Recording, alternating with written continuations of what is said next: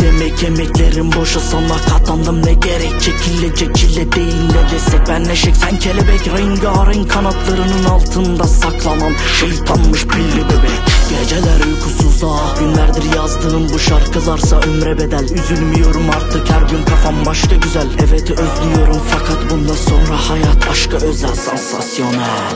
Bu deli senden geçer mi sandın? Açan her gülü çık kopar artık, döner durur zaman. Kurşunu bas beynime alev alsın. Bu deli senden geçer mi sandın? Açan her gülü çık kopar artık, döner durur zaman. Kurşunu bas beynime alev alsın. Benim sana anlattığım, hayata anlattığım, sen de yara olursun.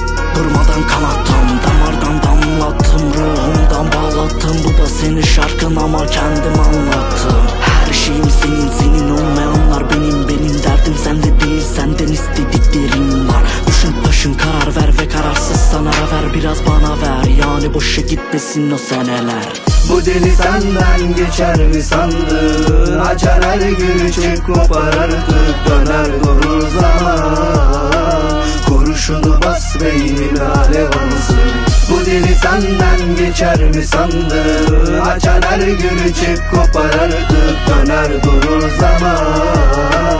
Kurşunu bas beynime alev alsın. Değişen hiçbir şey yok, eskiden benimdin. Şimdi ise kimsem yok, yalnızım delirdim. Ne yıllar geçmek bildin, ne şişeler devirdim. Ben senin için ey kadın, bağları sallanır ben darmadım. Karaları bağlarım hiç tadım yok. Sen de yan bana dokunmayın. Bu deli senden geçer mi sandın? Açan her gülü çık kopar artık, döner durur zaman. Kurşunu bas beynime alev alsın.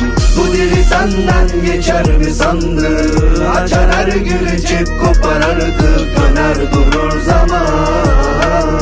Kurşunu bas beynime alev alsın.